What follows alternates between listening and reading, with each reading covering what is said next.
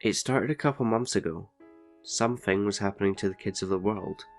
It started with the twins in Utah. They had skinned their parents alive at the age of 10. The crimes shocked the country, the brutality committed by people so young. Soon more crimes were being committed.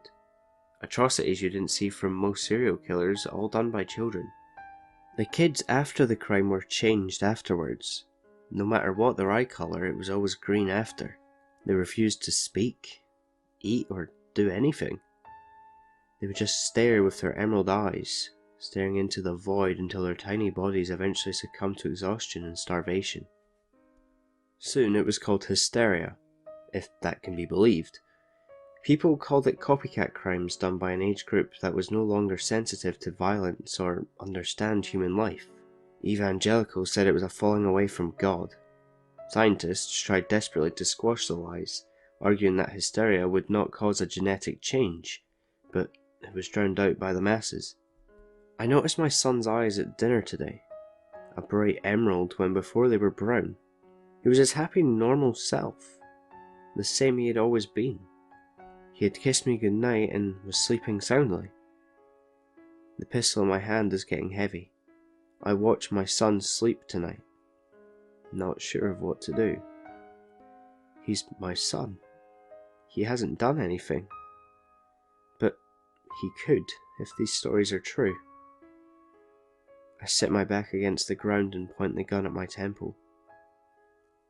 One way or another, I think someone has to die tonight.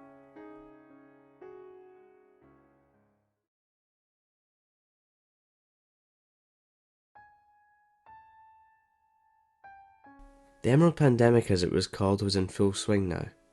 Children all below the age of puberty were being afflicted with something that was causing extreme acts of violence and then death. All would commit atrocities before refusing to eat or sustain themselves. We didn't know what the cause was, whether it was some form of virus or bacteria. But we did know two things. One, the children all began to show bright green, almost emerald eyes shortly before they commit their violence. And two, only children before puberty were affected. Many governments put into place measures to curb the problem. China would simply round up children that fit the criteria, gassing them and killing them before the problem could happen. More democratic states struggled with passing legalization as evangelicals and science deniers continued to put out the propaganda that this was simply hysteria, that there was no proof of this. Within a year, millions of children around the world were dead, from either the government, their own parents' hands, or some committed suicide out of fear, but many would succumb to the Emerald Pandemic. Within 2 years, almost all countries had made any form of pregnancy a regulated industry. Children were born and were being kept alone to monitor and study. Any family that tried to go against this were typically killed, as the pandemic itself started to slow to a crawl, only popping up in isolated instances across the world. Children were feared until they reached the age of puberty, where they were slowly accepted back into society. Over a decade, these new steps seemed to work. They seemed to bring out a new normal, but a good change nonetheless. At least, that's what we thought. Today, we're getting reports of a new trend, quickly growing as teenagers begin to experience the same symptoms that young children had all those years ago. With stronger bodies than before, more intelligence with their age, the new group is not succumbing to the affliction like the Emerald generation was. They're committing their violence in great numbers and thriving.